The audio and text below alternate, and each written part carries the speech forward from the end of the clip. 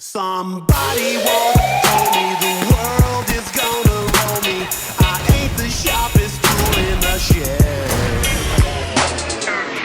shed. Yo, what's going on, Xbox and YouTube? Now, today we are going to be talking about microtransactions being in most next-gen titles and why I believe microtransactions are becoming a very popular trend along with this futuristic video game cartoon style of video game. Now, personally, when it comes to microtransactions, I believe the only reason most games have microtransactions in them is because it gives them a reason to cookie cutter the game up into several pieces, which is completely fine. But the very fact that the games that are being released nowadays are 100% broken for the most part. Either it's the multiplayer that is messed up or the campaign that is messed up, and it just seems like a lot of these games are really rushed out the door, and they say that they're not making enough money off of these games, but yet a lot of companies such as EA are releasing their figures for the years, and they have made more money than they ever have in any other year ever. So microtransactions are becoming a very popular trend within the next gen and mobile game industry, mainly because when you look at the people that play video games as well, most people are in the bracket of 35 and under. So when you look at people that are, let's say, 15 to 19 years old or 15 to 20 years old, that is who they are looking to target, and most of the time they end up targeting the right people. But the very sad part is a lot of kids end up being targeted as well. And for kids that don't know what the microtransaction world has done to video games, they are completely fine with this, which is very sad.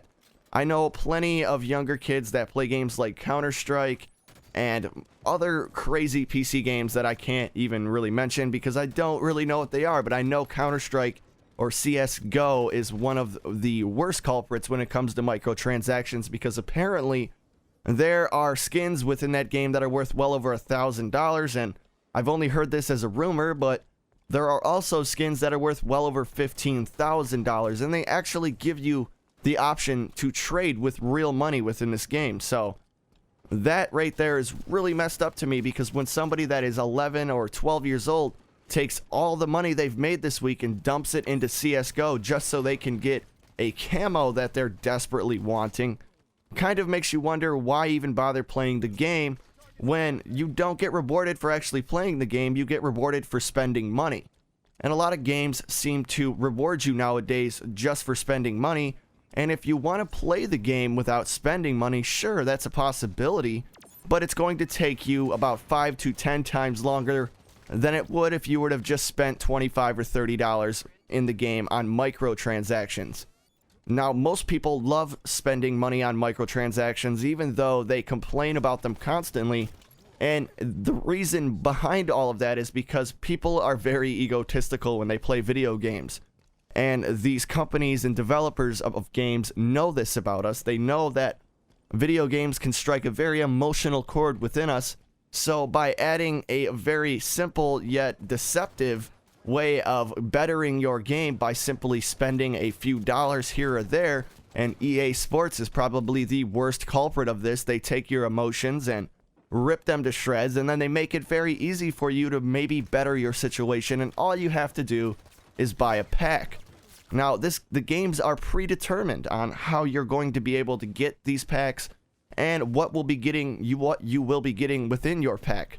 Just like in Black Ops 3, everything is somewhat randomized, yet nobody really knows if that is true or not. So we have all of these major YouTubers basically spending $500 to $600 a week doing pack openings and basically conveying to the younger audience that it is completely okay to spend all of your money on microtransactions within Call of Duty or within an EA Sports game. And that is a very, very bad standard to be setting for the next generation of video game players, because when we were younger, there was no such thing as microtransactions. You got rewarded simply for being good at the game. But nowadays, with people arguing over stupid shit like what bathrooms people can use, it's no wonder the gaming industry is going down a similar road with making games much easier for people to play and making them more women-based or women-related. I mean, hell, now we even have people arguing whether or not Disney should have lesbians and gay people within their kids' movies. So it's very obvious to, or it's very easy to imagine the gaming industry going down the same road of basically just following what people want, and, you know, but just because people want it doesn't mean it's the right way to go. And instead of pandering to your audience 100% of the time, and then they end up getting a product they don't like because realistically, a lot of people don't know what they're talking about. Nothing against you, nothing against anybody, but realistically, when you put together the, you know, hundreds of thousands of gamer voices across the world, we all really don't have anything to agree on other than the fact that most people dislike microtransactions and would like to have a game fully fleshed out before they release it. Now, that is something I believe most people could agree on because that just betters the game. But it seems like the gaming industry has been under attack from these microtransactions, and basically, instead of making the game about how good you are, about how much fun you're having, it's only 25% about the game and how much fun you're having, and the rest of it goes towards microtransactions. And if it's not a microtransaction that the game has, they usually cookie cutter tons of the game out.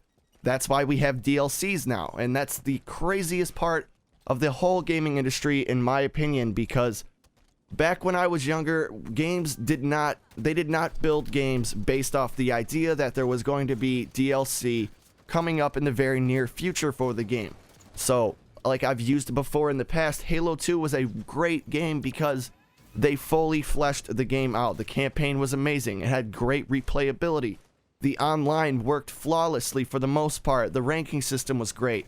There were tons of multiplayer maps, but for instance, when you look at the brand new Halo Master Chief Collection, there was only about 5 or so maps.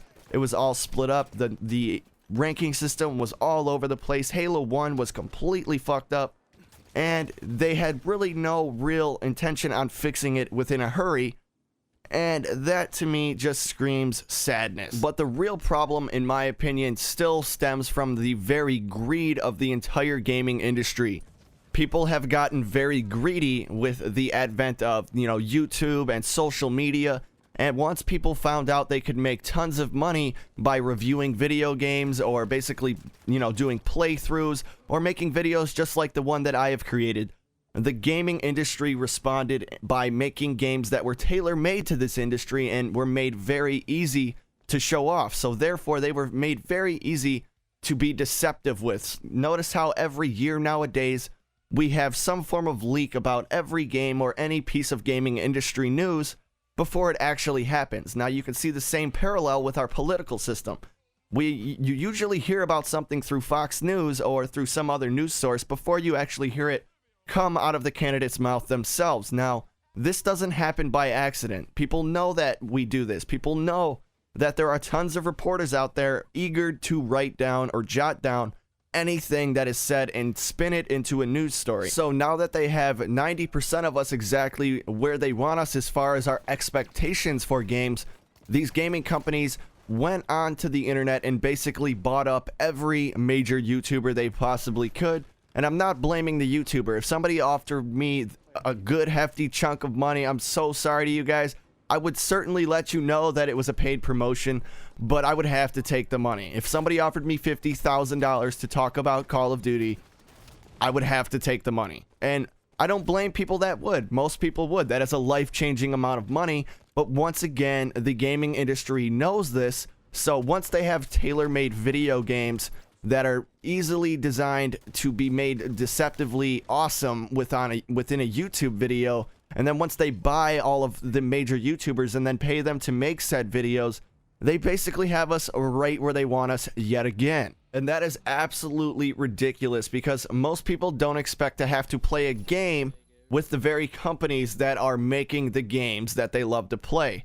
So instead of just having a straightforward system that basically tells you exactly what you're getting, exactly when you're getting it, and how it will be running, well, it's much easier just to make everything confusing. And that is exactly what the gaming industry does. They purposely leak information, but have claimed no idea how it was leaked, when realistically, they probably leaked it themselves to build up the hype about the game and then get people talking about the game, so that way once they finally release something like a reveal trailer, tons of people are already completely aware of the situation and are ready to spread the hype and basically have all of the information they believe that they need to make a very, very good judgment of the current game, which is usually not the case at all. I know for one that I was duped like crazy when it came to Titanfall.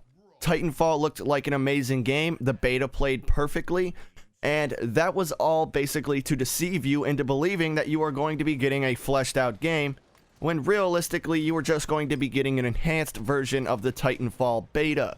Now, you can argue that point if you want, but let's just say that they didn't even start adding things into the game until a year or so after the game had been released.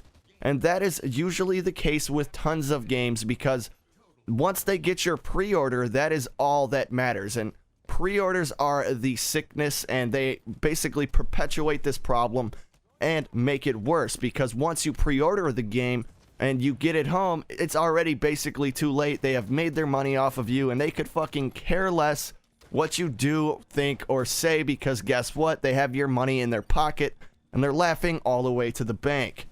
But this will only last for so long, because gamers are starting to get very aware of the situation, and tons of people are starting to question the very games that they love and play, because these very same gaming companies that used to make very, very fun and awesome games are now simply using the respect that they have earned throughout the past 10 to 15 years making video games to sell you the next-gen garbage that we are getting nowadays, with games not being fleshed out or being broken in several areas.